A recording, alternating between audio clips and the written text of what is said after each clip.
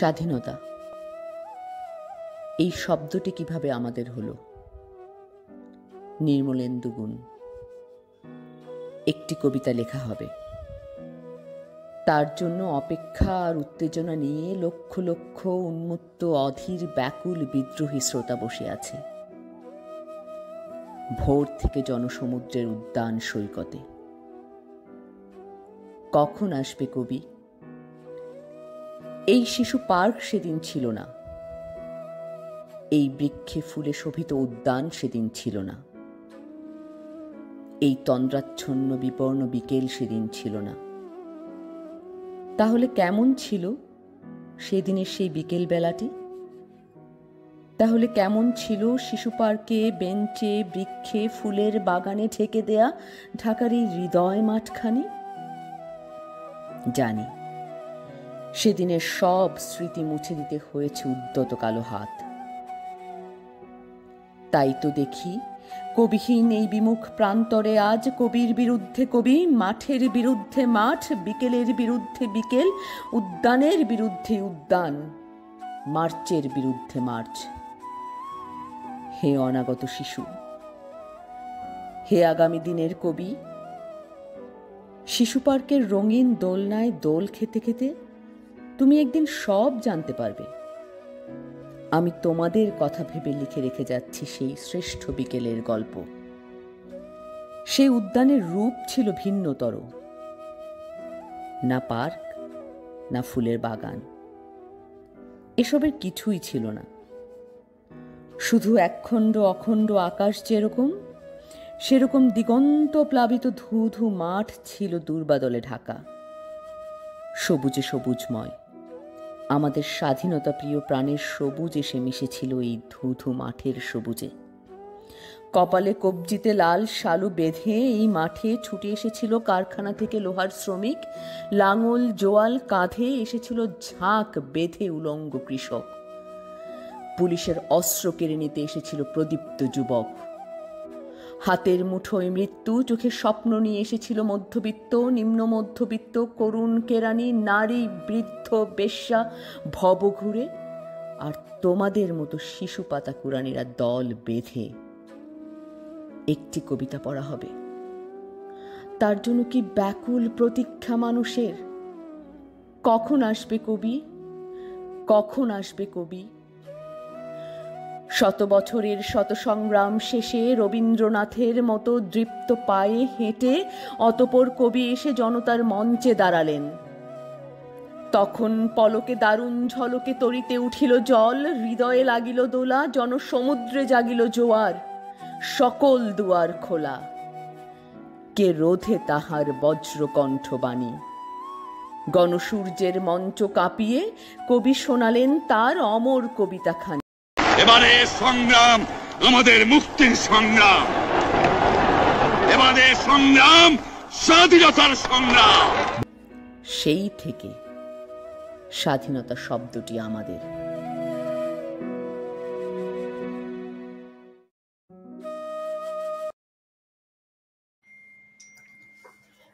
সবাইকে স্বাগতম বিশ্ব বাঙালি মঞ্চের আজকের দ্বিতীয় প্রোগ্রামে। আজকের আমাদের আলাপের বিষয় হচ্ছে বিজয়ের 53 বছর পর বাংলাদেশ কোন পথে। বাংলাদেশের স্বাধীনতা কি রক্ষিত হচ্ছে, নাকি বাংলাদেশের স্বাধীনতা আজকে হুমকির মুখে? এ নিয়ে আজকে আমাদের আলোচনা, এবং আমাদের সাথে আজকে আছেন, আমরা এটাকে আলোচনা বলি না, এটাকে আমরা অনেকটা আড্ডার ছলে কথাবার্তা বলার প্রক্রিয়া বলি। আমাদের সাথে আজকে উপস্থিত আছেন বিশিষ্ট মুক্তিযোদ্ধা তাজুল ইমাম এবং বিশিষ্ট মুক্তিযোদ্ধা চিরু বাঙালি সিরাজুল হোসেন। আমরা তাদের সাথে কথা বলবো যে তারা কি একটা আদর্শ নিয়ে যে মুক্তিযুদ্ধ করেছিলেন, দেশকে স্বাধীন করেছিলেন। আমরা অনুষ্ঠানের শুরুতে দেখলাম একটি কবিতা, যে স্বাধীনতা শব্দটি আমাদের কিভাবে হলো। সে জায়গা থেকে আমরা আজকে কতটুকু পথ সামনে হেঁটেছি বা কতটুকু পথ আমাদের সামনে হাঁটার কথা ছিল, হাঁটতে পারেনি, এবং সামগ্রিক পরিস্থিতি বাংলাদেশের কেমন, সে নিয়ে আজকে কথা হবে মুক্তিযোদ্ধা তাজুল ইমাম এবং মুক্তিযোদ্ধা চিরু বাঙালির সাথে। আমি প্রথমে শুরু করব তাজুল ইমামকে দিয়ে। তাজুল ইমাম, আপনি আমাদের প্রোগ্রামে এসেছেন, আপনাকে অসংখ্য ধন্যবাদ। এবং আপনার আরেকটা প্রোগ্রাম রয়েছে, আমরা সেটা জানি। আপনারা যেভাবে আমাদেরকে সময় দিচ্ছেন আপনাদের ভীষণ ব্যস্ততা থেকে, এটা আমাদের জন্য একটা পরম পাওয়া। ধন্যবাদ কিশোর আমাকে সংযুক্ত করার জন্য। বিশ্ব বাঙালি মঞ্চকে আমি বিজয়ের অভিনন্দন জানাচ্ছি। এটা বিজয়ের মাস। আর আজকে আমরা যে কথাগুলো বলবো, এই একটু যে সূচনা ঘোষণায় যেটা বলা হলো যে আমরা মুক্তিযোদ্ধারা যুদ্ধ করেছি, দেশের স্বাধীনতা এনেছি। শুধু মুক্তিযোদ্ধারাই কিন্তু দেশের স্বাধীনতা আনেননি, পুরো সমগ্র দেশ, অল্প কিছু কতিপয় জনগণ ছাড়া পুরো দেশ মুক্তিযুদ্ধের পক্ষে ছিল। আমরা ভীষণভাবে চেয়েছি আমরা স্বাধীন হতে, আমরা সহায়তা করেছি, যুদ্ধ তো করেছি, কিন্তু যারা যুদ্ধের অস্ত্র ধারণ করেননি তারা সহায়তা করেছেন মুক্তিযুদ্ধে, সমান মর্যাদা তাদেরও। আর এই যুদ্ধ স্বাধীনতা অর্জন করতে গিয়ে সবচেয়ে বেশি ত্যাগ যারা স্বীকার করেছেন সেই শহীদ পরিবারগুলো, সেই লাঞ্ছিতা মা বোনেরা, তাদের সবার প্রতি কৃতজ্ঞতা জানাই আমি আজকে। আর আলোচনা এগোক, তারপরে একটা প্রশ্ন সামনে থাকলে উত্তর দিতে সুবিধা হয়। কিশোর যদি কিছু জিজ্ঞেস করেন আমাকে, তার আগে আমি মনে করি যে শিরু বাঙালি ভাই আমার বড় ভাইয়ের মতো, আমরা একই সেক্টরে যুদ্ধ করেছি, তো তিনি যদি তার সূচনা ভাষণটি দিতে চান।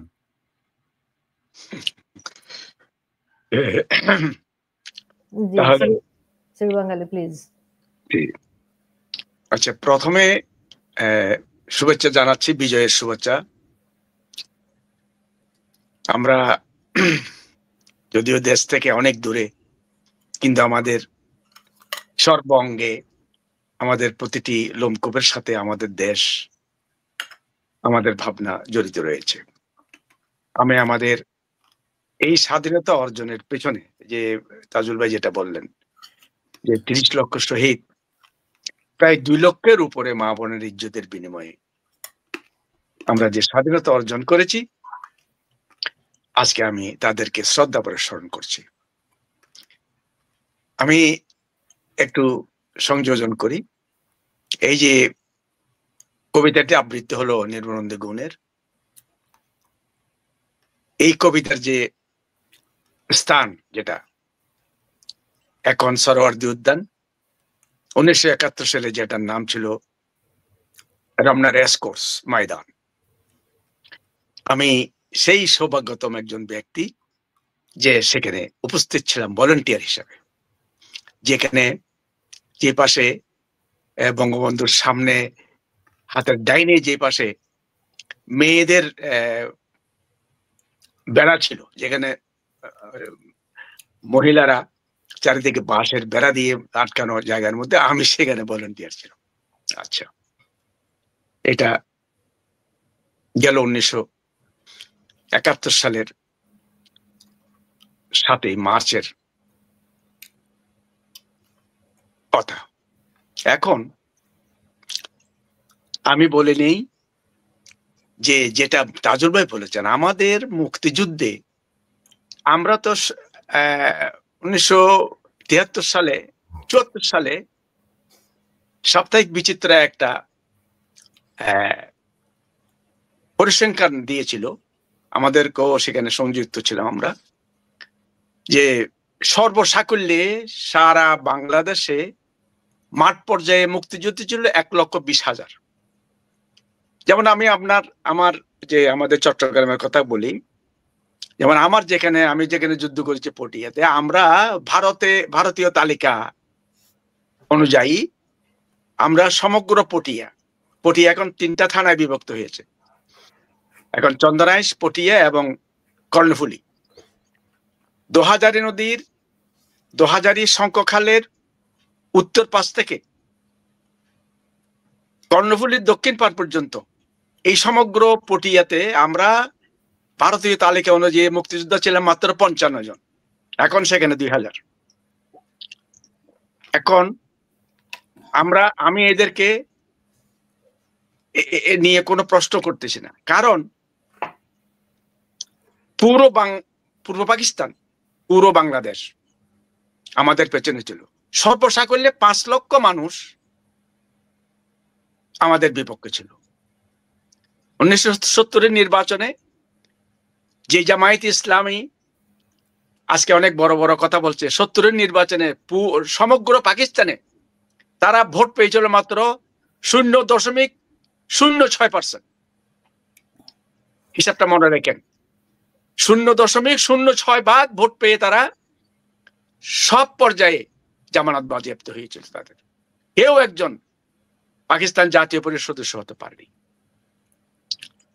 তারা ছাড়া মূলত তারাই জামাত ইসলামের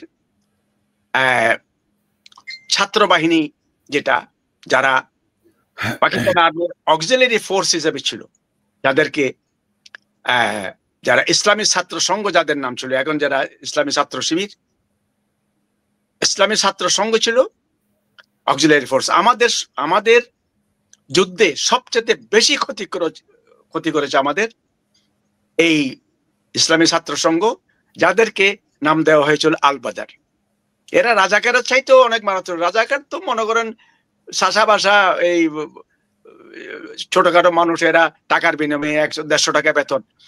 যেই আমলে একজন কেরানি বেতন পেত 70 টাকা, সেখানে একজন রাজাকারকে মনে করেন 150 টাকা বেতন দেওয়া হইতো। সুতরাং সে একটা রাইফেল, কোনোদিন রাইফেল জীবনে দেখেনি, কাঁধে নিয়ে ঘুরেছে। আমি সেই ধরনের রাজাকারকে আমি হিসাবে আনিনি। কিন্তু এই যে যারা পাকিস্তানের অক্সিলারি ফোর্স, যারা এই যে আল বদর, এরা কিন্তু সবাই সুশিক্ষিত ছিল, সবাই কলেজ ইউনিভার্সিটির ছাত্র ছিল। আমাদের যত বুদ্ধিজীবী মারা গিয়েছে সব তাদের পরিকল্পনা, তাদের সহায়তায় হয়েছে। আর আমাদের মুক্তিযুদ্ধে আরেকটা ছোট্ট অংশ আমাদের বিরোধিতা করেছে, সেটা হলো বিপ্লবী ছাত্র ইউনিয়ন, তোহা গ্রুপ, আপনার চারু মজুমদার গ্রুপ, এরা আমাদেরকে, সিরাজ শিকদারের গ্রুপ, এরা আমাদের বিরোধিতা করেছে। এরা আমাদেরকে 2 কুত্তার কামড়াকামড়ি, ভারতীয় দালাল, সন্ত্রাসী এইসব নামে অভিহিত করত। আমার গ্রুপও মনে করেন এরকম একজন ঢুকে আমার এলাকায় অনেক আমার গ্রুপের অনেক ক্ষতি করেছে। যাক, সেটা পরের কথা। কিন্তু আর বাদ বাকি এই যে 7,25,00,000 মানুষ ছিল 1971 সালে আমাদের দেশে, 7,25,00,000 মধ্যে 7,25,00,000 মধ্যে 7,20,00,000 মানুষ আমাদের পক্ষে ছিল। না হলে আমরা কার কাছে যেতাম? আমাদের আশ্রয় কে দিত? এই দুর্যোগপূর্ণ অবস্থায় পুরো দেশে পাকিস্তান মিলিটারি আপনার দখলকৃত অবস্থায় জায়গায় আমাদেরকে নিজেদের জীবন বিপন্ন করে তারা আমাদেরকে আশ্রয় দিয়েছে, খাদ্য দিয়েছে, কাপড় দিয়েছে। এরা না হলে তো বাংলাদেশ স্বাধীন হতো না। আপামর জনসাধারণ, আমাদের চাষা বুসা, কুলি কামিন, এরা যদি আমাদের পক্ষে না থাকতো, আমরা জীবনে কোনোদিনও বাংলাদেশ স্বাধীন হতো না। আজকে আমি একটু বিশেষভাবে স্মরণ করতে চাই শ্রদ্ধা পরে 2টি রাষ্ট্রকে। একটা হলো ভারতের প্রধানমন্ত্রী ইন্দিরা গান্ধী, শ্রীমতী ইন্দিরা গান্ধী না হলে লিখে রাখেন বাংলাদেশ জীবনে কোনদিন স্বাধীন হতো না। যদি সেদিন অন্য কোনো সরকার থাকতো, বাংলাদেশের স্বাধীনতা এত সহজলভ্য হতো না। আরেকটা হলো সোভিয়েত সোশ্যালিস্ট রিপাবলিক রাশিয়ার যদি জাতিসংঘে পাকিস্তান, চীন, 11টি রাষ্ট্র, পাকিস্তান, চীন সহ আমেরিকা, পাকিস্তান, চীন, এরা 11টা রাষ্ট্র মিলিয়ে বাংলাদেশের মুক্তিযুদ্ধের যেখানে আছে, মানে পাকিস্তানের অবস্থায়, ভারতের অবস্থায়, মুক্তিবাহিনী মুক্তিবাহিনীর অবস্থায়, যেখানে আছে সেখানে যাবে, বর্ডার ক্রস করতে পারবে না, এইরকম একটা দাবি নামা উত্থাপন করেছিল জাতিসংঘে। সেদিন যদি এই দাবি যদি পূরণ হতো, যদি রাশিয়া যদি ভেটো না দিত, তাহলে আজও পর্যন্ত এখনো আর বাংলাদেশ স্বাধীন হতো না। কারণ কেউ তার বর্ডার ক্রস করতে পারতো না। তখন জাতিসংঘের বাহিনী মনে করেন মধ্যখানে দাঁড়িয়ে থাকতো, আমরা কেউ কোথাও যেতে পারতাম না, যেখানে সেখানে আটকে পড়ে যেতাম। এই 2 দেশকে অস্বীকার করলে, এই 2 দেশ অবদানকে অস্বীকার করলে আমাদের মুক্তিযুদ্ধ পুরোটাই ব্যর্থতায় পর্যবেসিত হয়। আমি তাদেরকে আজকে স্মরণ করে আমার সূচনা বক্তব্য শেষ করলাম। আমি 1 নম্বর সেক্টরে 151 নাম্বার গ্রুপের গ্রুপ কমান্ডার ছিলাম, এবং আমার ভাই, আমার ছোট ভাই, উনি আমার বয়সে 6 বছরের ছোট, তিনিও কিন্তু ওনার বাড়ি সিলেট হলেও উনি যুদ্ধ করেছেন চট্টগ্রামে। উনি চট্টগ্রাম ইউনিভার্সিটির আপনার আর্ট কলেজের ছাত্র ছিলেন, বিদায় কোথাও যেতে পারেননি। উনি হরিণা ক্যাম্পে, আমরা একই মানে যদিও দূরত্ব ছিল আমাদের, আমরা একই জায়গায় আমাদের ক্যাম্প ছিল। আমি ভারতের উদয়পুরের পালাটানা নাম একটা জায়গা আমার ট্রেনিং সেন্টার ছিল। আমরা যুদ্ধ করতে দুজনেই আবার চট্টগ্রামে ফেরত আসে, এবং দুজনেই কমান্ডার ছিলাম। আমি গ্রুপ কমান্ডার ছিলাম, উনি প্লাটুন কমান্ডার ছিলেন। ধন্যবাদ আপনাদের। সিরাজ ভাই, থ্যাংক ইউ। আপনি অনেকটা স্মৃতিচারণ করলেন, আমরা জানতে পারলাম যে মুক্তিযুদ্ধে আপনি কোথায় ছিলেন, তাজুল ভাই কোথায় ছিল। তাজুল ভাই, আপনার কাছে আমি ফিরে আসছি যে আমরা অনেক স্মৃতিচারণ করি, আমরা কথা বলি, আমরা মানুষকে জানাই, কিন্তু আমরা এখন দেখতে পাচ্ছি দেশের সামগ্রিক পরিস্থিতিতে যে আমাদের জনগণের একটা বিশেষ অংশ, বিশেষ করে যারা তরুণ, আমরা বলছি বয়সে তরুণ, যাদের 20 থেকে 25 বছর বা 30 বছরের মধ্যে বয়স, তারা মুক্তিযুদ্ধটাকে ধারণও করছে না অনেকেই, এবং মুক্তিযুদ্ধ সম্পর্কে ওয়াকিবহালও না সেভাবে। এবং তারা কি নিয়ে লড়ছে, কি পরিপ্রেক্ষিতে তারা বলছে যে তারা দেশকে আবার স্বাধীন করেছে, সেটা তাদের বিভ্রান্তি কিনা না আমাদের বোঝার ভুল, এসব জায়গায় অনেক ধরনের আলোচনার জায়গা রয়ে গিয়েছে।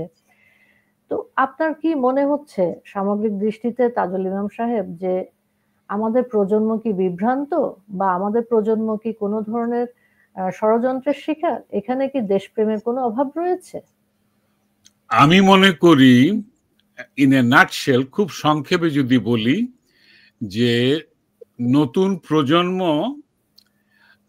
আসলে ইতিহাস বিমুখ। আমি অজ্ঞান বলবো না, বা তাদের বুদ্ধিবৃত্তিকে খাটো করব না। তাদের হাতে রয়েছে তথ্য সমুদ্র। তারা জানেন ভিয়েতনামে কি ঘটেছিল, তারা জানেন রুশ বিপ্লব কারা করেছিল, তারা জানেন প্যালেস্টাইনের গত 75 বছরের ক্ষয়ক্ষতির খতিয়ান সব জানেন।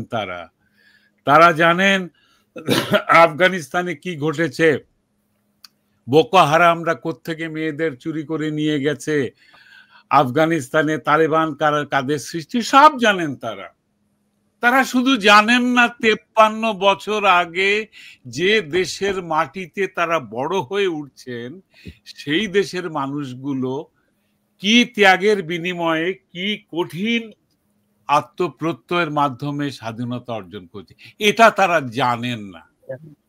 এটা যদি আমি বলি যে এটা তারা জানেন না, তাহলে একটু ভুল বলা হয়।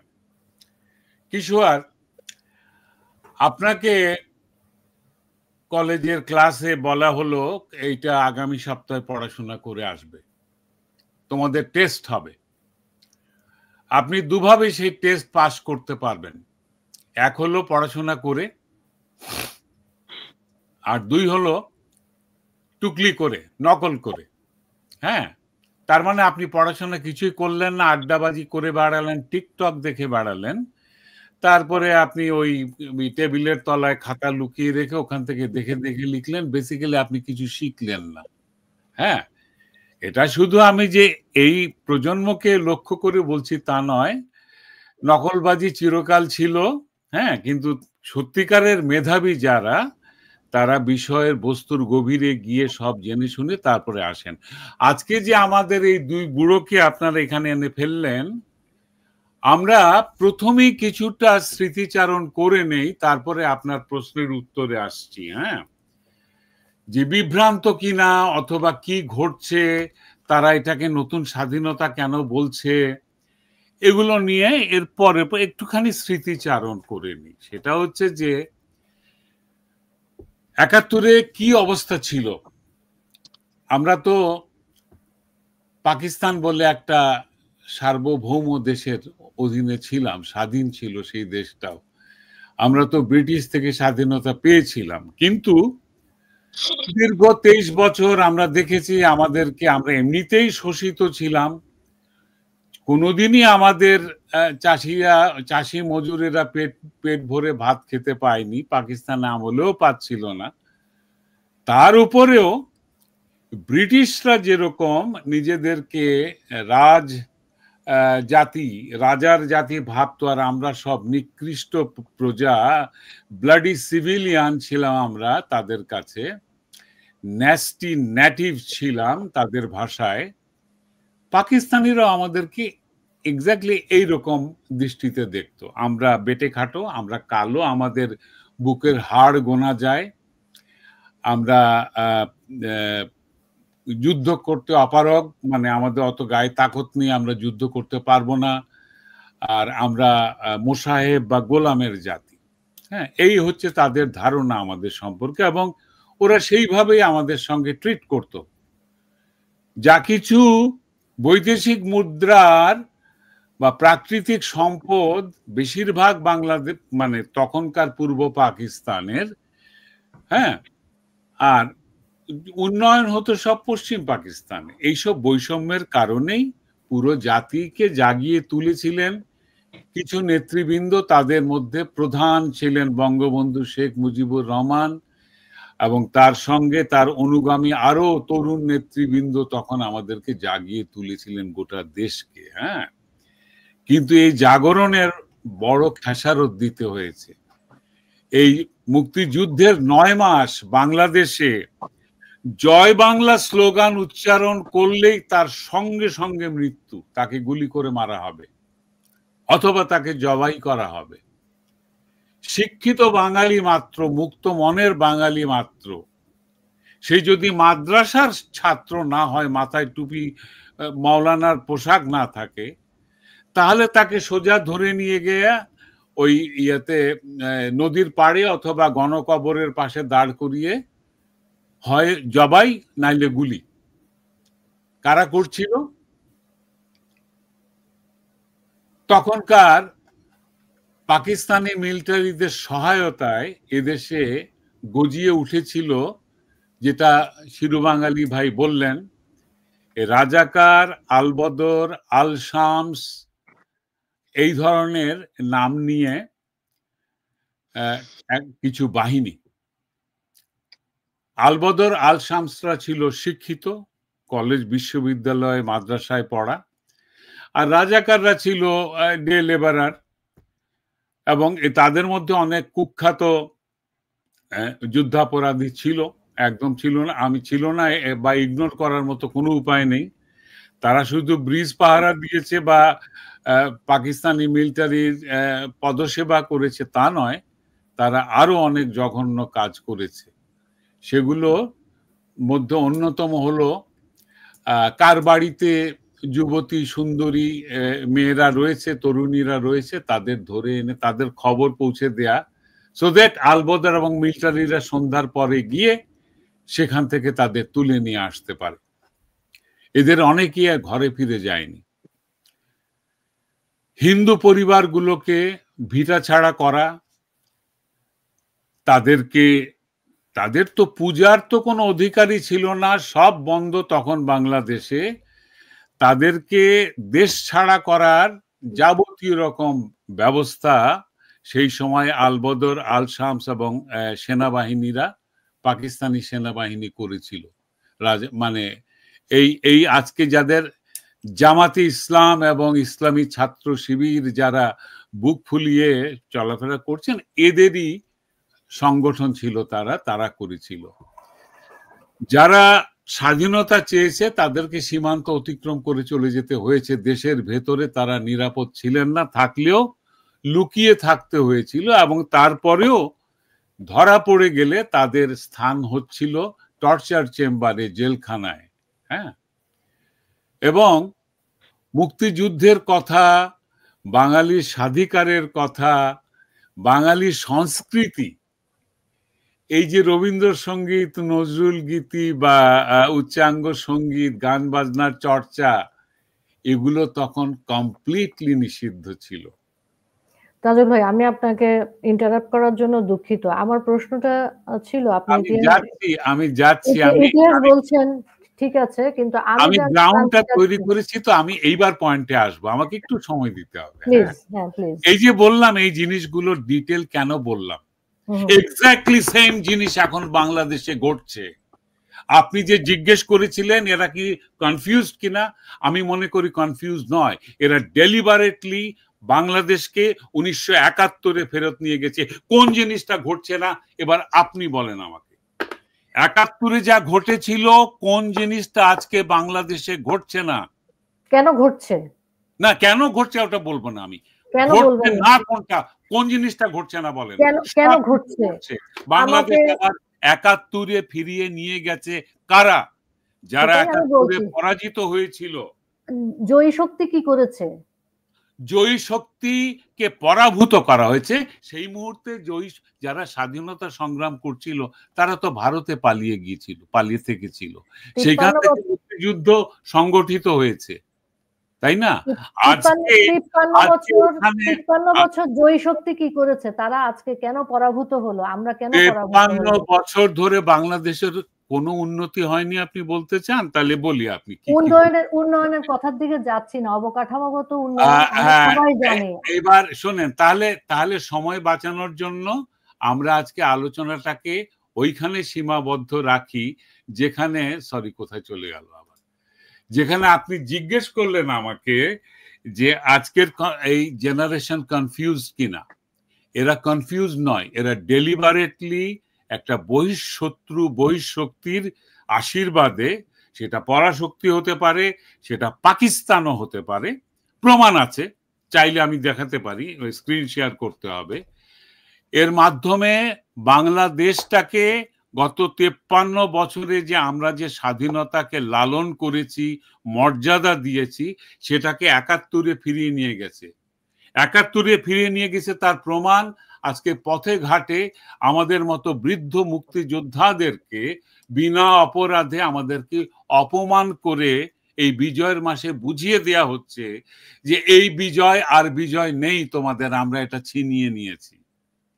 আজকে আজহারির মতো নিষিদ্ধ মাওলানা যে ট্যাক্স ফাঁকি দেওয়ার জন্য যার বিরুদ্ধে মামলা হয়েছে, সে দেশ ছেড়ে পালিয়ে সে বিদেশে থেকেছে, এখন দেশে ফিরে এসে সে বক্তৃতা দিচ্ছে, দেশে আর কোনো রাজাকার বলে আর কোনো কথা আর কেউ বলতে পারবে না।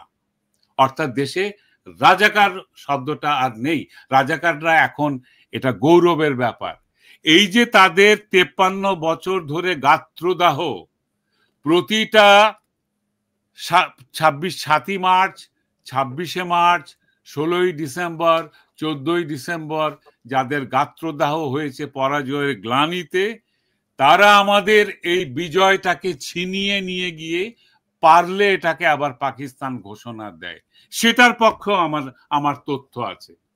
আপনারা একটু স্ক্রিনে আসুন, না দেখলে আমি কথা বলতে অসুবিধা হয়। হ্যাঁ, সেটা হচ্ছে পাকিস্তান মুসলিম লীগের নেতা কামরান সাইদ ওসমানী অতি সম্প্রতি প্রস্তাব করেছেন যে পাকিস্তান এবং বাংলাদেশে একই মুদ্রা চালু করা হোক, একই মুদ্রা চালু করা হোক।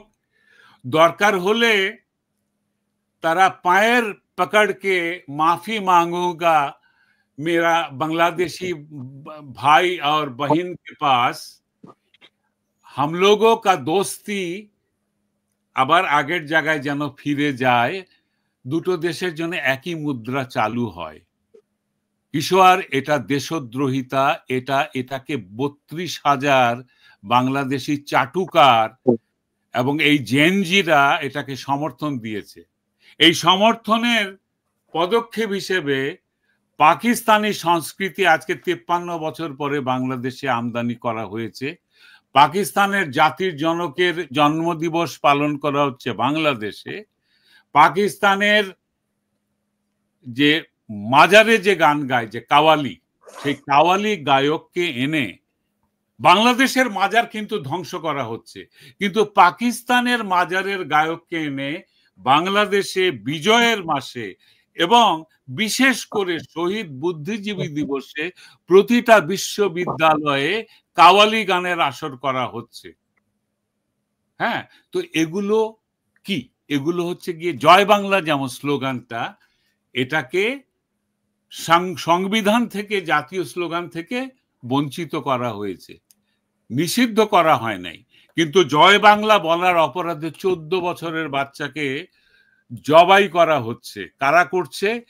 ইসলামী ছাত্র শিবির, হিজবুত তাহরির, হরকতুল জিহাদ, যেগুলো জঙ্গি সংগঠন পুরো পৃথিবীতে নিষিদ্ধ, এমনকি পাকিস্তানে নিষিদ্ধ। সেই জঙ্গি সংগঠন এখন বাংলাদেশে লিগ্যাল, এবং আমাদের এই উপদেষ্টা পরিষদের একজন অতি সম্প্রতি গত 1 সপ্তাহের মধ্যে নিয়োগ পেয়েছেন হিজবুত তাহরিরের প্রতিষ্ঠাতা, বাংলাদেশের প্রতিষ্ঠাতা। এর নামটা আমি কোথায় লিখে রেখেছি আমার মনে নেই। এখন আপনার প্রশ্নের উত্তর হচ্ছে, বাংলাদেশের নতুন জেনারেশন এরা কনফিউজ নয়, এরা ডেলিবারেটলি এই হিজবুত তাহরির জঙ্গি সন্ত্রাসী সংগঠন পাকিস্তানের এজেন্ডা বাস্তবায়নের লক্ষ্যে এই জামাতে ইসলাম এবং এই হিজবুত তাহরির শিবিরের সঙ্গে কাজ করে যাচ্ছে। আমার স্ট্রেইট কথা, আমি এই বললাম, আমি কোনো কনফিউশন নেই। এরা মোটেও এরা বুদ্ধি প্রতিবন্ধী নয়, এরা কম বুদ্ধিমান নয়, এরা সব জানে। সিরু বাঙালি, আমি আপনার কাছে আসছি। আপনার কি এই ধরনের কোনো কিছু মনে হয় যে তারা যে ন্যারেটিভটা তৈরি করেছে, আমরা যে তারা এবং আমরা বলছি, যে যারা এই জুলাইয়ের ঘটনা ঘটিয়েছে, তারা রেজিম চেঞ্জ করেছে আভ্যন্তরীণ বা বৈদেশিক শক্তির সহায়তায়, তাদের কাছে আমরা মুক্তিযুদ্ধের ন্যারেটিভটা সেভাবে তুলে ধরতে পারিনি, এবং মুক্তিযুদ্ধের বিপক্ষের যে বিপুল জনগোষ্ঠী দেশের মধ্যে থেকে গিয়েছে এবং মুক্তিযুদ্ধ শেষে যাদেরকে আমরা ফিরিয়ে এনে পুনর্বাসিত করেছি বিভিন্ন কারণে, তাই সেটা সেনাবাহিনীতে হোক, তারপর সিভিল সোসাইটিতে হোক, তাদের কারণে আজকে এই কাউন্টার ন্যারেটিভ তৈরি হয়েছে এবং মুক্তিযুদ্ধকে অনেকে ডিজোন করার মতন একটা পর্যায়ে পৌঁছেছে বলে কি আপনার মনে হচ্ছে? আসলে আমাদের কিছু কিছু ক্ষেত্রে আমাদের ব্যর্থতাও আছে, সরি। তবে সামগ্রিক অবস্থা বিবেচনা করে আমরা যদি দেখি, তাহলে এই ব্যাপারটার পেছনে একমাত্র একজন ব্যক্তি, যার বিশ্বের বিভিন্ন দেশে প্রভাব আছে, এটা সম্পূর্ণরূপে তার পরিকল্পনা মোতাবেক এই কাজটা ঘটেছে। তিনি নিজে স্বীকার করেছেন যে এটা তার পরিকল্পনা। তিনি বুঝতে হবে, এখন বর্তমানে যারা যেসব ছাত্র, এখানে ছাত্র ছিল মনে করেন 10 জন, কিন্তু পেইড আপনার টাকা দিয়ে কিনে নিয়ে আসা এইরকম মানুষ ছিল 10,000। প্রচুর হাজার হাজার কোটি টাকা এর পেছনে খরচ হয়েছে। এখন যারা এর নেতৃত্বে, এরা সবাই ওই যে তাজুল ভাই যেটা বলেছেন, এরা সবাই কিন্তু প্রো পাকিস্তানি। বিশেষ করে এর যে পরিকল্পক ডক্টর মোহাম্মদ ইউনূস, তিনি কিন্তু তার পরিবারটা সম্পূর্ণরূপে পাকিস্তানপন্থী। তারা তার পরিবারের প্রতিটি সদস্য কিন্তু মনে প্রাণে তারা বাংলাদেশ বিরোধী ছিলেন, যে কারণে তিনি বাংলাদেশের তার অর্জিত সমস্ত সম্পদের বেশিরভাগ তিনি আমেরিকায় নিয়োজিত করেছেন। এখন একজন মানুষের, তিনি অসম্ভব পরশ্রীকাতর, খুব হিংসুটে পরায়ণ মানুষ। বহুদিন আগে থেকে, মনে করেন আজ থেকে প্রায় 4-5 বছর আগে থেকে তিনি এই পরিকল্পনা শুরু করেছিলেন। এর সাথে যারা আগে থেকে, শিরু ভাই, তারও আগে থেকে উনি পরিকল্পনা করছেন। হ্যাঁ, তিনি বীতশ্রদ্ধ ছিলেন আওয়ামী সরকারের প্রতি, কিন্তু আমি বলবো তিনি কখনো বাংলাদেশের মানুষকে ভালোবাসেননি। তার ঝুলিতে নোবেল প্রাইজ ছাড়াও অন্তত আরো 45টা পুরস্কার আছে। যিনি চিরকাল এই পুরস্কারের লোভে এবং নিজের ইমেজ তৈরির দিকেই যার খেয়াল ছিল। তাকে নোবেল প্রাইজ পাওয়ার পরে অনেকেই সম্বর্ধনা দিয়েছে। আমি নিজেও তার একটা ছবি এঁকে তাকে গিফট দিয়েছিলাম আজকে থেকে 16-17 বছর আগে, যখন নিউ ইয়র্কে তার একটা সম্বর্ধনা হয়। তাকে প্যারিসে একটা সম্বর্ধনায় তখন একজন বীর মুক্তিযোদ্ধা তাকে বলেছিলেন যে স্যার, আপনি তো নোবেল প্রাইজ পেলেন, আমাদের দেশের জন্য কত বড় গৌরব, বাংলাদেশের প্রথম নোবেল পুরস্কার, আপনি নিশ্চয়ই দেশে গেলে টুঙ্গিপাড়ায় যাবেন, জাতীয় স্মৃতিসৌধে যাবেন, হ্যাঁ, তখন নিশ্চয়ই বিরাট গণজমায়েত হবে। তিনি খানিকক্ষণ তাকিয়ে থেকে মুক্তিযোদ্ধাকে জবাব দিয়েছিলেন যে বাংলাদেশ স্বাধীন না হলেও আমি কিন্তু নোবেল প্রাইজ ঠিকই পেতাম। এই কথার ভেতর দিয়ে স্পষ্ট প্রতীয়মান হয় তিনি একটি আত্মকেন্দ্রিক, স্বার্থপর, স্বার্থলোভী, নিজের ইমেজ ছাড়া আর কিছু বোঝেন না। তিনি দেশকে ভালোবেসে আসেননি। তিনি এসেছেন, শেখ হাসিনা তাকে সম্মান করেনি, তিনি পদ্মা সেতুর ফান্ডিং এর এগেনস্টে ছিলেন বলে তাকে থ্রেট করেছিলেন, সেগুলোর প্রতিশোধ নিতে। এই প্রতিশোধ পরায়ণ মানুষটি বাংলাদেশের উপরে প্রতিশোধ নিয়ে যাচ্ছেন আজকে। না, সেটাই। উনি তো মনে করেন নোবেল প্রাইজ পেতে সবচেয়ে বেশি সহযোগিতা লাগে আপনার আমেরিকার। আমেরিকা না চাইলে কেউ কিন্তু নোবেল প্রাইজ পায় না। আর নোবেল প্রাইজটা পিস প্রাইজটা পায় না, সায়েন্স, কেমিস্ট্রি, সাহিত্য সবকিছুতে পাবে। এই পিস প্রাইজ নামক একটা ভুয়া পুরস্কার যেটা অং সাং সুচিকে দেওয়া হয়েছে, যেটা কিসিঞ্জারের মতো একটা খুনি পলিটিশিয়ানকে দেওয়া হয়েছে, কিছুই না করে অ্যাবসলিউটলি কোনো অ্যাচিভমেন্ট ছাড়াই বারাক ওবামা প্রেসিডেন্ট হওয়ার সঙ্গে সঙ্গে তাকে দেওয়া হয়েছে। Not at the end of his Presidency, শুরুতেই কিছুই করেনি। উনি ইলেক্টেড হওয়ার জন্য উনি নোবেল প্রাইজ পেয়েছে। এটা কিসের পুরস্কার? এটা তো ইমেজ পুরস্কার। ডক্টর ইউনূসকে ইমেজ পুরস্কার দেওয়া হয়েছে এবং তার জন্য পে করেছে কে? বাংলাদেশের প্রান্তিক দরিদ্র মানুষ, প্রান্তিক মানুষ যারা 10,000 টাকা ওনার গ্রামীণ ব্যাংক থেকে লোন নেওয়ার পরে 90,000 টাকা লোন শোধ করার পরেও যাদের লোন শোধ শেষ হয় না, যাদের ঘরের টিনের চালা খুলে নিয়ে যায়, গরু ছাগল নিয়ে যায়, যাদেরকে দেনার দায়ে গলায় আত্মহত্যা পর্যন্ত করেছে, পথে বসিয়ে দিয়ে সেই মানুষগুলোর সুদের টাকা উনি হিলারি ক্লিন্টন, এক আমেরিকান ক্রিমিনাল রাজনীতিবিদ, তার ইলেকশন ক্যাম্পেইনে উনি দিয়েছেন।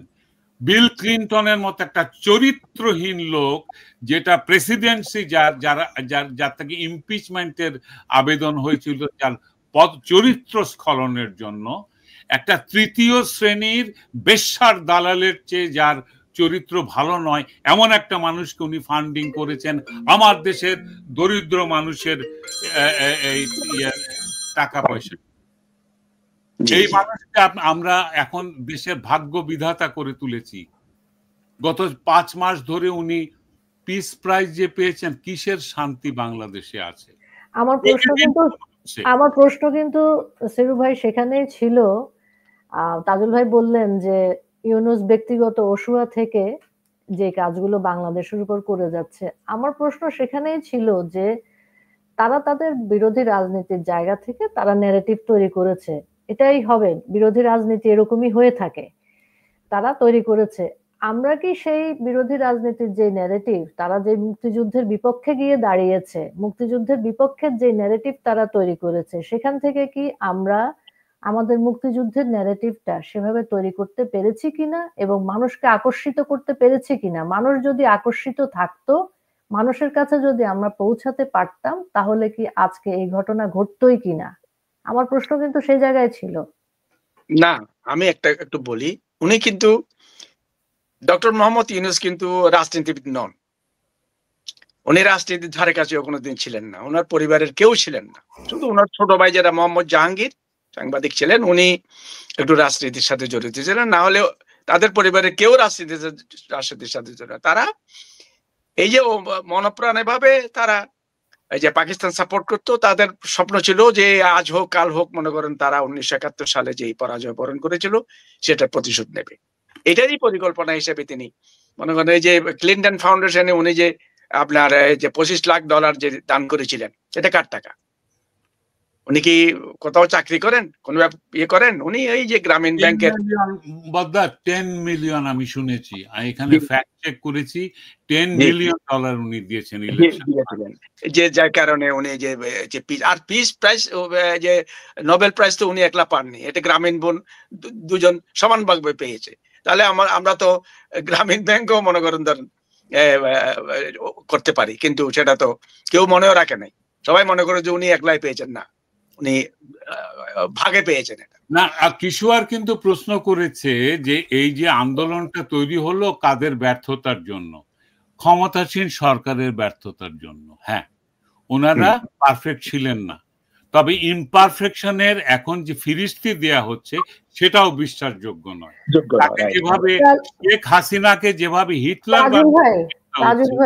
শেখ হাসিনা হিটলার নন। তাজুল ভাই, আমি কিন্তু সেই প্রশ্নটা করি নাই। আমি বারবার বলছি যে মুক্তিযুদ্ধের যে ন্যারেটিভ, যেটা দিয়ে প্রজন্মকে মুক্তিযুদ্ধের দিকে আনার কথা ছিল, সেই ন্যারেটিভটা কি মুক্তিযোদ্ধারা এবং মুক্তিযুদ্ধ পরবর্তী যে প্রজন্ম, আমরা সেটা তৈরি করতে পেরেছি কিনা?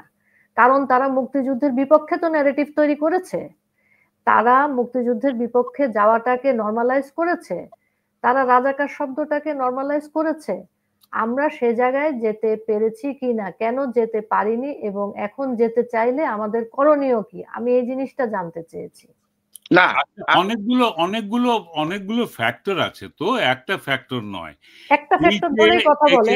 হ্যাঁ, একজন একটা করে পয়েন্ট দিয়ে, এই জন্য প্রশ্নগুলো আগে জানলে তথ্যগুলো সহ বসতে পারতাম।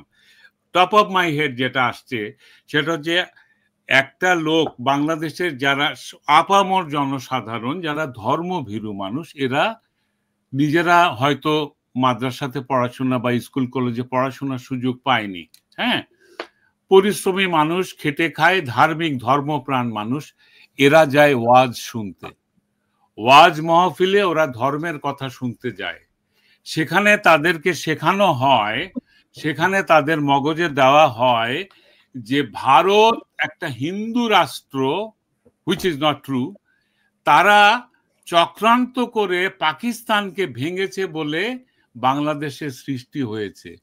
এই কথাটা এই ওয়াজি মৌলানারা এবং জামাতি ইসলামের মতো যারা মসজিদের ভিতরে রাজনীতি করে, তারা মানুষের মগজে পৌঁছে দিয়েছে। তাদের বিভিন্ন সেক্টর আছে। একদল আছে অশিক্ষিত মানুষদের জন্য, আরেক দল আছে কলেজ ইউনিভার্সিটিতে পড়া মানুষদের ব্রেন ওয়াশ করার জন্য, যাদের নাম তখন আবার জামাতি ইসলাম থেকে বদলে গিয়ে হরকতুল জিহাদ বা হিজবুত তাহরির হয়ে যায়। হ্যাঁ, তো আমরা সেটা দেখেছি, সবগুলোর প্রমাণ আছে। এই ব্রেন ওয়াশ করে ইতিহাসের ভুল ব্যাখ্যা করাটাকে ইগনোর করেছিলেন আমাদের মুক্তিযুদ্ধের পক্ষের বা স্বাধীনতার পক্ষের, এখন বলতে বাধ্য হই পক্ষের, গোটা দেশ স্বাধীনতার পক্ষে নয়। কেন? কারণ বিপক্ষের এই সব লোকজন, এরা সেই ন্যারেটিভ বুঝিয়েছে, নতুন প্রজন্মের মাথায় ঢুকিয়েছে। আর এরা আবার রিপল ইফেক্টের মতো একজন থেকে আরেকজন, আরেকজন থেকে আরেকজন, এবং এটার মধ্যে ফাইন্যান্সিয়াল হেল্পও করেছে, করে এই ব্রেন ওয়াশটাকে মাথার মধ্যে ঢুকিয়েছে। কিন্তু তারপরেও কি গোটা দেশ মৌলবাদী হয়ে গেছে? গোটা দেশ বাংলাদেশ বাদ দিয়ে পাকিস্তান চায়? না, না, চায় না। তারা চায় না, অল্প কিছু চায়। আজকে বিশ্ববিদ্যালয়ে যারা কাওয়ালির আসর বসাচ্ছে, তারা আমার দেশে জনগণকে রিপ্রেজেন্ট করে না। আজকে যারা সংস্কার আন্দোলন করছেন কিশোর, যারা তথাকথিত সংস্কার করতে এসছেন, তাদের তো কোনো ম্যান্ডেট নেই সংস্কার করার। তারা কোটা সংস্কার আন্দোলন করেছিলেন, বড় সরকারের তো পতন ঘটাতে চাননি, ঘটে গেছে। যেভাবে হোক লাশ পড়েছে এবং সব দোষ সরকারের উপর দেওয়া হয়েছে, পুলিশের উপর দেওয়া হয়েছে, যেটা আমি বিশ্বাস করি না।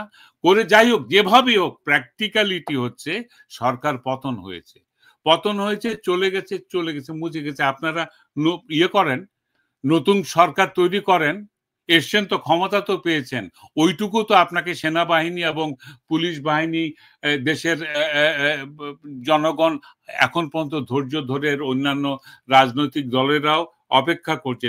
ঠিক আছে, এসছেন, কাজটা করেন, ইলেকশন দেন, চলে যান। কিন্তু কেন হচ্ছে না ইলেকশন? কারা তৈরি নয় ইলেকশনের জন্য এখনো? আওয়ামী লীগ তো চলে গেছে, তাহলে আর কি? এখন যারা আছে তারা ইলেকশন করেন না, তারপরেও তো হচ্ছে না। কেন হচ্ছে না? এগুলো সবকিছুর পেছনে চক্রান্ত রয়েছে। আজকে সচিবালয়ে মধ্যরাতে আগুন জ্বলে যায়, ঠিক যেভাবে এই আন্দোলনকে ত্বরান্বিত করতে মেট্রো রেলে আগুন হয়েছিল, সেতু ভবনে আগুন হয়েছিল, হাসপাতালে, ফায়ার ব্রিগেডে, ময়লা ফেরার গাড়িতে পর্যন্ত, এই কি বলে গার্মেন্টস ইন্ডাস্ট্রিতে আগুন দেওয়া হয়েছিল।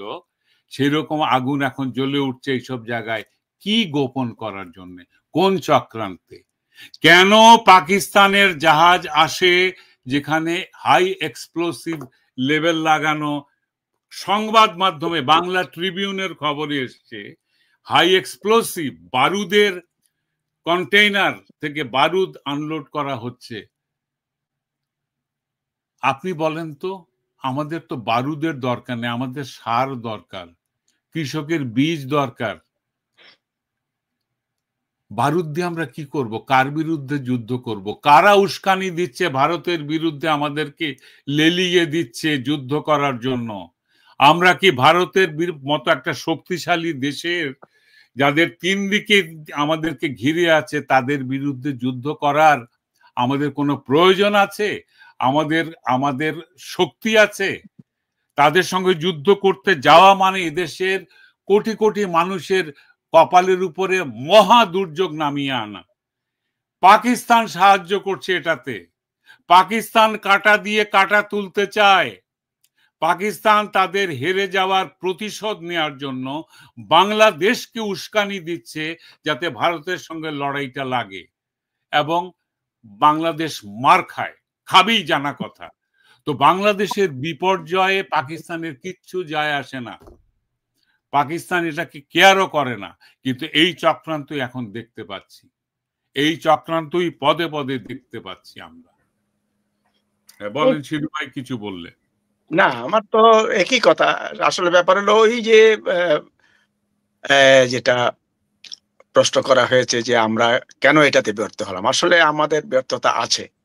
আমরা যেমন এই যে শিবির, ইসলামী ছাত্র সংঘ বা ইসলামী ছাত্র শিবির, এরা বাংলাদেশের সমস্ত ইউনিভার্সিটি, কলেজ, প্রাইমারি লেভেল পর্যন্ত এরা তাদের সংগঠনকে আপনার শক্তিশালী করেছে।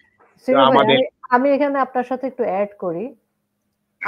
আমি ব্যক্তিগতভাবে একটা জামাতের স্কুলে পড়েছি 7 বছর, ঠিক আছে?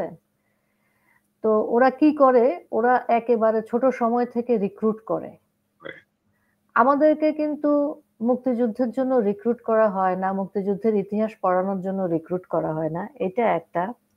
এবং দ্বিতীয় বিষয় যেটা হচ্ছে, আমরা এখন বলছি যে এই প্রজন্ম মুক্তিযুদ্ধের কথা শুনে না, জানে না।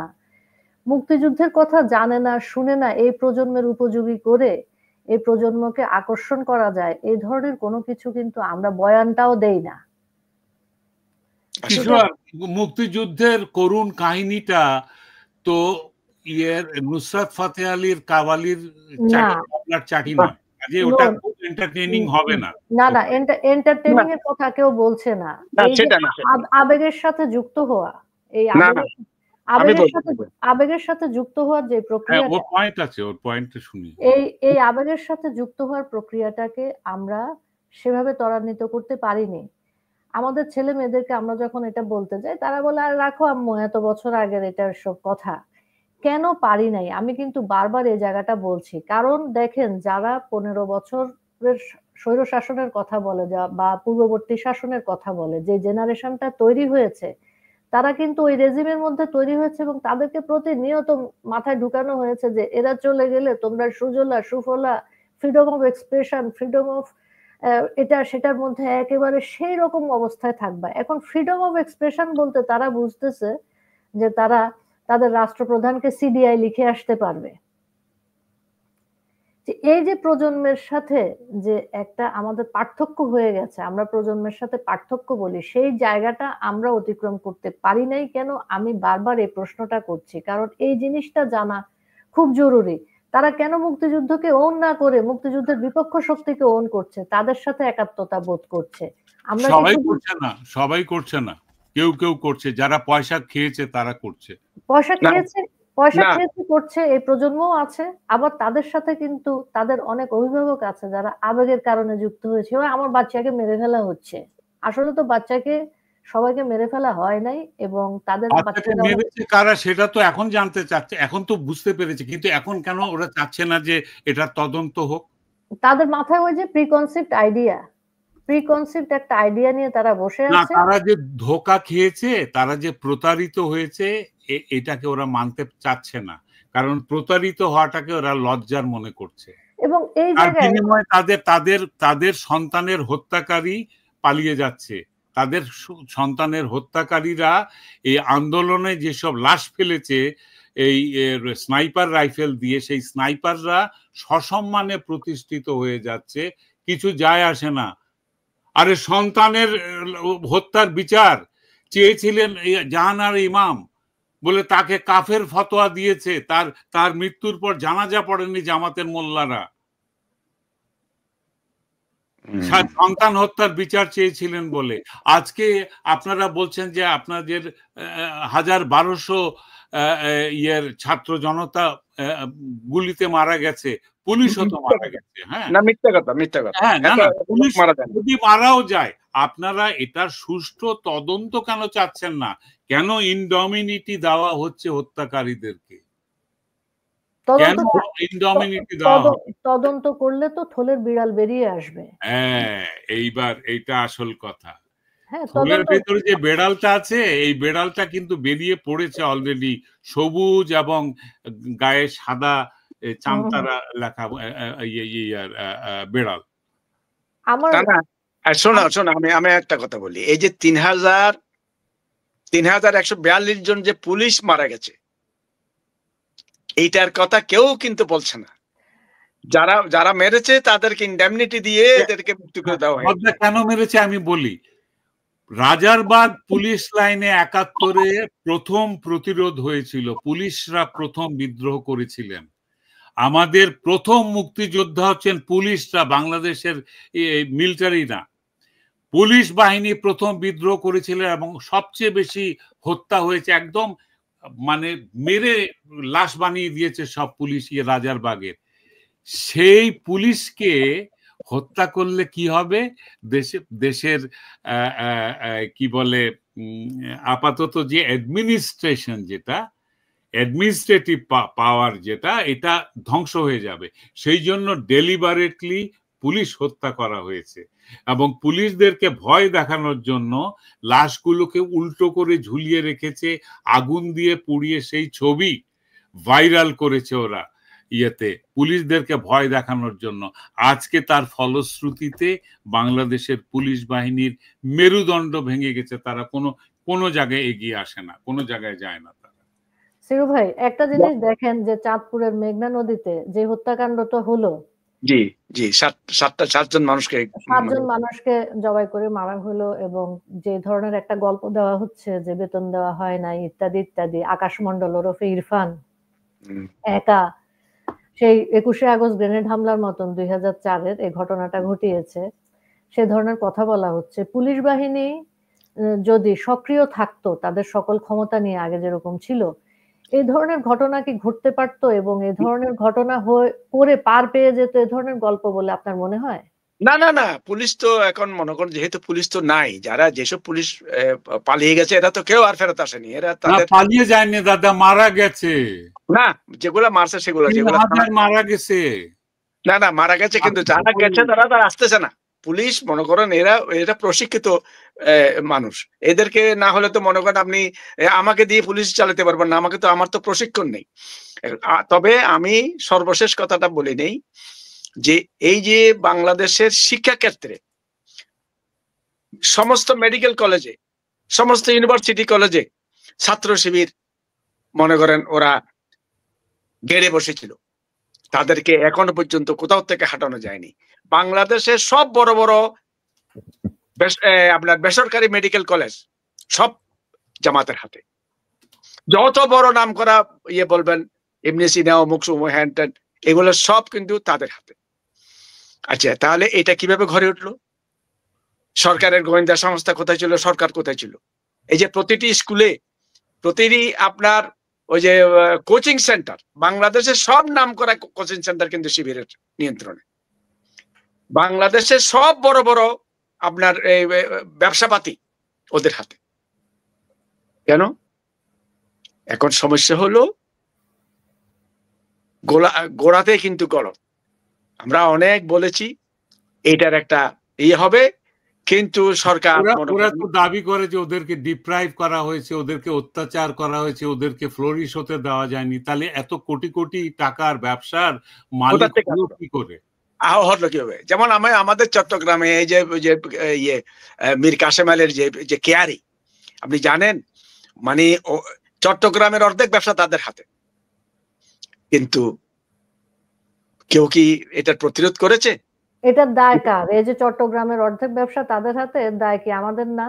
অবশ্যই আমাদের, কিন্তু কথা হলো আমি তো কিছু করতে পারি না। এটা করার যাদের ক্ষমতা তারা তো এটাকে ইগনোর করেছে, তারা এটাকে তারা তাদেরকে পুনর্বাসন করেছে, অনবরত পুনর্বাসন করেছে। ঈশ্বর, আমাদের দাম বেড়েছে কোথায় জানেন?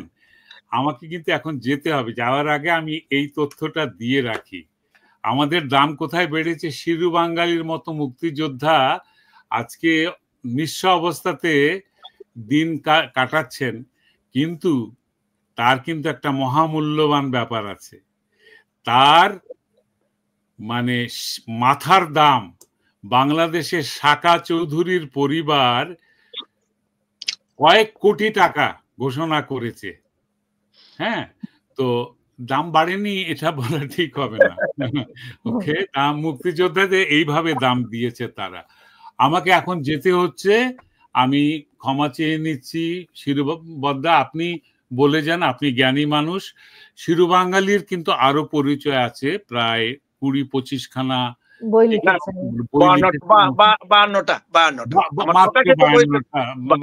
মাত্র 52টা উনি বই লিখেছেন।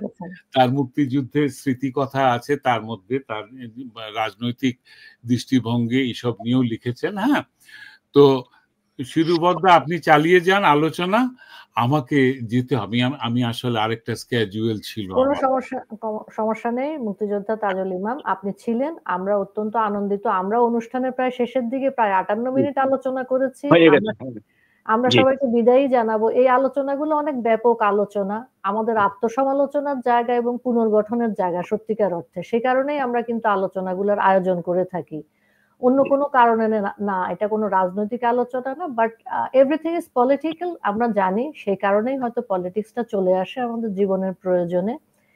মুক্তিযুদ্ধ এবং মুক্তিযুদ্ধের পক্ষ এবং বিপক্ষ দেশ এখন যেভাবে বিভক্ত হয়ে গেছে, সেই জায়গা থেকে আমাদেরকে যদি দেশকে পুনরুদ্ধার করতে হয়, জঙ্গিবাদের হাত থেকে হিজবুত তাহরির, জামাত শিবির, যেটাকে আমরা নর্মালাইজ করে ফেলেছি আমাদের এই জীবনে, কি কারণে করেছি আমরা জানি না, এবং পাকিস্তানকে যেভাবে আমরা আমাদের বন্ধুপ্রতিম দেশ হিসেবে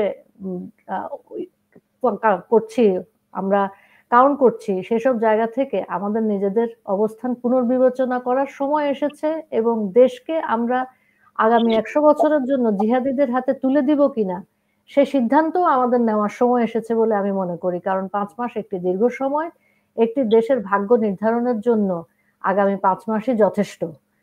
আমরা জনগণ হিসেবে আমাদের বেছে নিতে হবে যে আমরা কোন পথে যাব। আমরা কি জিহাদের পথে যাব, না আমাদের সুফি বাংলাদেশের যে নরম পথ? অবশ্যই জিহাদের পক্ষে আমরা যাব না। পৃথিবীতে কোনো এই প্রাগৈতিহাসিক মধ্যযুগীয় আইন দিয়ে চলে না। আর তাছাড়া আমরা একটি প্রগতিশীল দেশ, আমরা ধর্ম নিরপেক্ষতার লক্ষ্যে স্বাধীনতা অর্জন করেছি, সেটাকে আমরা বর্জন করার কোনো কারণ দেখি না। আমি বিদায় নিচ্ছি, ঠিক আছে? ধন্যবাদ। না, আমিও বিদায় নেব। আমি সর্বশেষ তাজুল ভাই একটা কথা বলি। এখন যদি কোন নিরপেক্ষ একটা পক্ষ, মানে যেটার কোনো পক্ষ নয় এরকম একটা পক্ষ যদি বাংলাদেশে নির্বাচন দেয়, আমি 100% নিশ্চয়তা দিয়ে বলছি আওয়ামী লীগ শতকরা 80% ভোট পেয়ে নির্বাচিত হবে। আমি বলছি না, বাংলাদেশের মানুষ হয়তো মুখ খুলতে পারতেছে না, কিন্তু সোশ্যাল মিডিয়াতে তাদের আলাপ আলোচনা এইগুলা দেখেই, আর দেশের সাথে তো আমার সর্বাক্ষরিক একটা যোগাযোগ আছে, দেখবেন যদি সেরকম কোনো অবস্থায় একটা নির্বাচন হয়, এই 3 মাসের মধ্যে যদি একটা নির্বাচন হয়, দেখবেন শতকরা 80%। এমনি তো মনে করেন আওয়ামী লীগের একটা 40-42% ভোটার তো আছেই, কিন্তু বর্তমান পরিস্থিতি এমন হয়েছে, মানুষ এত দেখতে বিরক্ত হয়ে গেছে যে এই মুহূর্তে ভোট দিলে আওয়ামী লীগ শতকরা 80% ভোট পেয়েই আবার ক্ষমতায় আসবে। তাহলে আমরা শেষ হয়নি। একটা বিশেষ কারণে হয়তো মানুষ এখন ভয় পেয়ে গেছে, যেহেতু ক্ষমতা বন্দুক যার হাতে, মাসুদের কথা, বন্দুক যার হাতে ক্ষমতা তার। এখন বন্দুকটা যদি আজকেই তাদের হাত থেকে আমরা নিয়ে ফেলি, তাহলে তারা আবার আমাদের হাতে সব ফেরত আসবে। মানুষ ভীত হওয়ার ভয় কোনো কারণ নাই, হতাশ হওয়ারও কোনো কারণ নেই। প্রত্যেকটা সময় মানুষের জীবনে, রাষ্ট্রের জীবনে একটা দুর্যোগপূর্ণ সময় আসে। আমাদের এসেছিল না 23 বছর আমরা পাকিস্তানের গোলামি করার পর আমরা ফেরত এসেছি না, আমরা বিজয়ী হয়নি। এখন আবার সেরকম হয়তো 53 বছর পর আমরা আবার পরাজিত হয়েছি, কিন্তু আমরা আবার ফিরে দাঁড়াবো, কোনো ভুল নেই। হয়তো আমি বিশেষ কারণে আজকে আমাকে দেশ ছেড়ে এখানে চলে আসতে হয়েছে, আমি হয়তো সাময়িকভাবে অসুবিধায় আছি, কিন্তু এইটাকে আমি কোনো গুরুত্ব দিচ্ছি না। আমি আমার শক্তিকে চিনি, আমি আমার শক্তি সম্পর্কে আমার পূর্ণ জ্ঞান আছে। আমি জানি আমরা রুখে দাঁড়াতে পারবো। রুখে দাঁড়িয়েছে আমাদের মানুষ, তো পারতেছে না। কিন্তু এই মুহূর্তে যে বললাম, যদি নিরপেক্ষ কেউ কোনো একটা বাইরের কোন একটা রাষ্ট্র বা আমাদের দেশের কোন একটা শক্তিশালী গ্রুপ যদি দায়িত্ব নিয়ে নির্বাচন দেয়, লিখে দিলাম শতকরা 80% ভোট নিয়ে আওয়ামী লীগ ক্ষমতায় আসবে, আমরা ক্ষমতায় আসবো আবার। তবে আবার যদি ওই ভুলটা করে, ওই যে কোচিং সেন্টারে কি করতে পারে, স্কুলে মনে করো, ধরো আমাদের চট্টগ্রামে একটি স্কুল, মানে আমার খুব ঘনিষ্ঠ একজন মানুষের একটা শিবিরের স্কুল, খুব নাম করা স্কুল, সেখানে আমি ওই স্কুলের প্রতিষ্ঠাকে জিজ্ঞেস করলাম, তোমার এখানে আওয়ামী লীগের নেতা বেতার ছেলেপেলে আছে? বলেন কি? শতকরা 90 জন তো সব আওয়ামী লীগের নেতা। আমার স্কুলে ভর্তি করার জন্য ওরা পাগল, কারণ আমার এখানে লেখাপড়ার একটা মান আছে। কই আওয়ামী লীগের নেতা মেতারা তাদের ছেলেপেলে কেন এখানে শিবিরের স্কুলে পড়াবে? কারণ তারা স্কুল করতে পারে নাই, তারা অনবরত মাদ্রাসা করেছে, সেজন্য। রাইট, এক্স্যাক্টলি, ঠিকই বলেছো তুমি, একদম একদম, এটাই হলো আসল কথা। আমরা শুধু মাদ্রাসাই করেছি, এই জন্যই। আচ্ছা যাক, আসলে এইসব আলোচনা তো মনে করো, ধরো সারাদিন বললেও এটা শেষ হবে না। সেটাই, সেজন্য আমি বলছি যে আমরা তো আজকে একটা অল্প অংশ আলোচনা করলাম, আমরা আগামীতে হয়তো আবার আলোচনা করব। আমার আলোচনা থেকে এটাই উঠে এসেছে যে আমাদের আশাহত হওয়ার কোনো জায়গা নেই, লড়াই চালিয়ে যেতে হবে, নিজের দেশকে নিজেই রক্ষা করতে হবে। যখনই কোনো দুর্যোগ আসবে, সেটা প্রাকৃতিক হোক বা মানুষের তৈরি দুর্যোগ হোক, সেটাকে মোকাবেলা করতে হবে। রাজনৈতিক সমস্যাকে রাজনৈতিক ভাবেই মোকাবেলা করতে হবে, এবং সবচেয়ে বড় কথা, সতর্ক থাকতে হবে, শত্রুর বিষয়ে সতর্ক থাকতে হবে। আমাদের যে শত্রু তৈরি হয়েছে সেটা চিহ্নিত শত্রু, সেটাকে ভুল বুঝার এবং তাদেরকে বারবার সহানুভূতি দেখিয়ে ছেড়ে দেওয়ার কোনো সুযোগ নেই। তাদেরকে রাজনৈতিক ভাবেই মোকাবেলা করা আমাদেরকে শিখতে হবে দেশকে বাঁচাতে হলে। সবাই সুন্দর থাকবেন, ভালো থাকবেন। আমাদের সাথে থাকার জন্য আপনাদেরকে অনেক ধন্যবাদ। আগামীতে আবার দেখা হবে, আবার কথা হবে বিশ্ব বাঙালির মঞ্চ থেকে। আবার দেখা হওয়ার আগ পর্যন্ত আপনাদের সাথে বিদায়, এবং সবাইকে শুভরাত্রি। আমাদের যেহেতু আরেকটা প্রোগ্রাম রয়েছে আমাদের এ টিমের, আজকে আমরা আর এখানে প্রলম্বিত করব না আমাদের অনুষ্ঠান। সবাইকে এ টিমের প্রোগ্রাম দেখার আহ্বান জানিয়ে আজকে আমি আফসানা কিশোর লোচন এখান থেকে বিদায় নিচ্ছি। আল্লাহ হাফেজ, আসসালামু আলাইকুম, নমস্কার, আদাব, শুভরাত্রি। ধন্যবাদ সবাইকে। ওকে।